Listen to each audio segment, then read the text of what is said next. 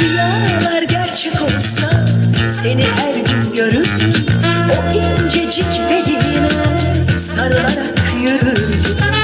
Sana olmasın diye güneşi durdururdum. Yanar dallarda tüten ateşi söndürürdüm. Yatağına her gece gelincik doldururdum.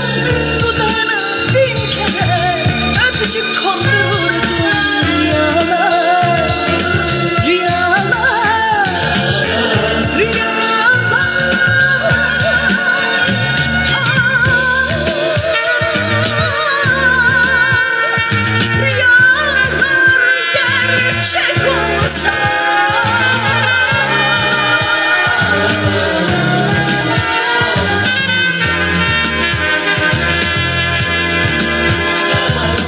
Rüyalar gerçek olsa sana güller verirdim.